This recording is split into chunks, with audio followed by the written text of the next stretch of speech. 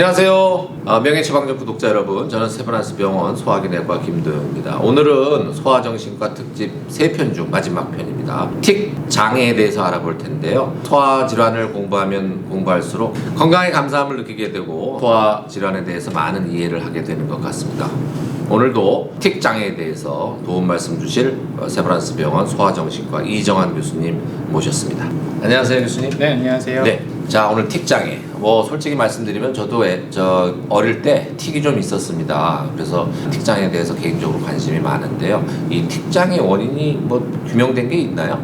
저희는 굉장히 생물학적인 원인이라고 생각을 하고 있습니다. 그래서 어릴 때에 이 뇌 발달이 아직 충분히 성숙하지 않았을 때 이 운동 기능을 담당하는 뇌 회로에 알 수 없는 이상이 생긴 것이다라고 이해를 하고 있습니다. 그렇군요. 이것도 그 ADHD나 또 자폐 스펙트럼 장애처럼 이제 소화 질환으로 분류되는 것 같은데 네. 호발 연령 몇 살?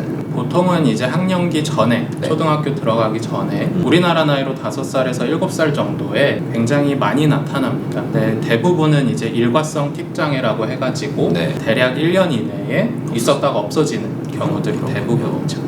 그럼 그런 경우까지 포함하면 어린 아이들, 학령기 전 아이들에서 꽤 많이 볼 수 있는 예, 제법 많이 볼 수 있는 질환. 가족력이 있는 것 같습니다. 또 가족 얘기를 하면 안 되겠습니다만 제가 틱장애 갖고 있는 때문이었는지 저희 애도 틱장애를 갖고 있는 것 같은데 확실히 있는 것 같아요. 가족력은 분명히 있습니다. 네. 다만 예전에는 이게 그냥 습관으로 여겨지고 넘어갔고 실제로 틱장애는 있었다가 없어지는 경우들이 워낙 많다 보니까 현재 우리나라에서 가족력을 따지긴 굉장히 어려운데요.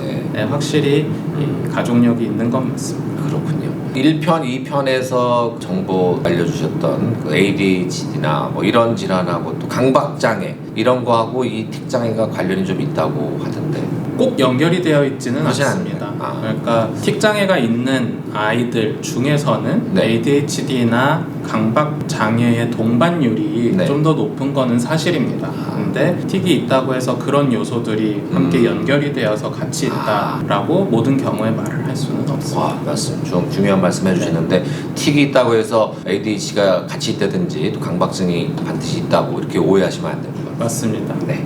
틱 아주 다양하잖아요. 예전에 저는 손 가지고 이렇게 강박적으로 이렇게 제가 강박장애도 같이 있었던 것 같은데 손을 가지고 이상한 모양을 만든다든지 그런 거 있었는데 소리를 낸다든지 하는데 예를 들어주실 수 있나요? 너무 다양하죠. 코를 킁킁거리는 경우도 있고 그렇죠. 네. 운동틱 같은 경우에는 네. 가장 이제 초기에 많이 나타나는 게 눈 깜빡이는 깜빡거리는 거. 그리고 이렇게 코를 찡긋찡긋하는 거. 이렇게 얼굴 위주의 증상들이 먼저 나타나고요. 이게 시간이 갈수록 몸통이나 팔, 다리로 옮겨가는 경우도 굉장히 많이 있습니다. 이 어깨를 이렇게 들썩들썩하고 네, 맞습니다. 그리고 음성틱 같은 경우에는 가장 흔하게 나타나는 게 이제 우리가 목 씻는 소리에서 그냥 이렇게 목 가다듬는 소리 있잖아요. 맞습니다. 그게 가장 흔하게 나타나고 그게 조금 더 많이 나타나면 이제 소리 내거나 정말로 단어를 얘기를 하는 경우들도 있고요. 굉장히 다양하게 나타날 수 있습니다.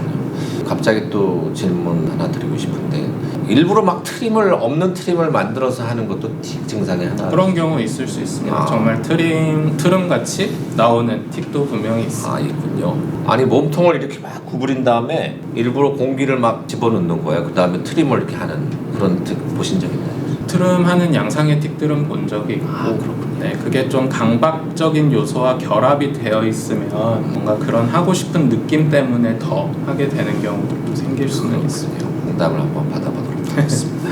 전조 충동 증상이라는 게 있나? 이게 틱 잘 모르겠는데 그냥 순간적으로 틱 증상이 나오는 건지 아니면 전조의 어떤 충동적인 느낌이 있는 건지 다 있는 건 아닙니다. 없이 그냥 오는 경우들이 오히려 훨씬 더 많을 것 같고요. 네. 근데 보통 들어보면은 뭔가 해야 될 것 같은 느낌, 움직여야 될 것 같은 느낌, 명확히 설명하기는 어려운데 그 이상한 느낌들이 오는 경우들이 많고 만약에 이 전조 증상이 있는 틱이라면은 오히려 이런 행동 치료 같은 것들에 활용을 할 수 있는 요소는 될 수 있습니다. 될 수 있겠네요. 네, 전조 증상이 있으니까. 틱 이게 아주 습관적이고 반복적인 거기 때문에 치료가 쉽지만은 않을 것 같은데 도움이 되는 이것도 약물 치료가 있나요? 아니면 행동? 네. 기본적으로 틱 증상은 다 약물 치료의 영역에 들어가지는 않습니다. 그러니까 일상생활에서 지장이 되지 않는 정도 수준의 틱은 그냥 지켜보는 게 저희가 말씀을 드리는 부분이고요. 네. 정말 심한 부분들에 대해서는 약물 치료로 효과적으로 그 정도나 빈도를 줄여줄 수 있습니다. 줄일 수 있군요. 네. 네. 이게 틱이 자꾸 반복되고 그러면은 사실 이제 아이들 학교 생활하는데도 그렇고 또 집에서 또 야단 맞고 그러면은 우울증이나 불안 증상 이런 게 또 2차적으로 생길 수도 있지 않나요? 네, 많지는 않지만 정말 심한 아이들은 네. 그걸로 인해서 실제로 학교 생활에 어려움이 생기는 경우도 존재는 합니다. 존재는 네. 부모님들한테 또 우리 ADHD나 자폐 스펙트럼 장애와 같이 틱 장애를 갖고 있는 아이들 갖고 계신 부모님들한테 도움이 되는 말씀 부탁드립니다.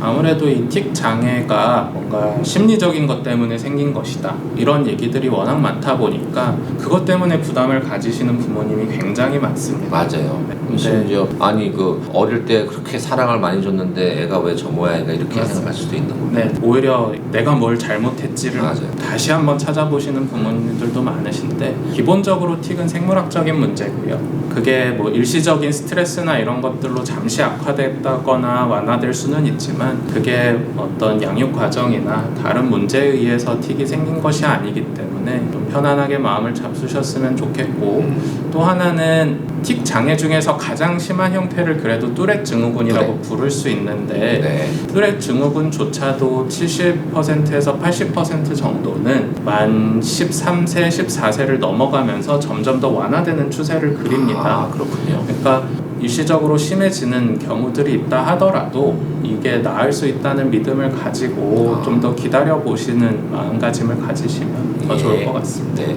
부모님들한테 큰 힘이 되는 좋은 말씀 해주셨습니다.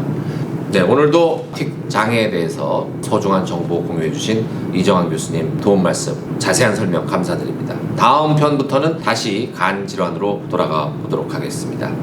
그럼 명예처방전 구독자 여러분, 오늘도 간편한 생활 보내시고 모두 안녕.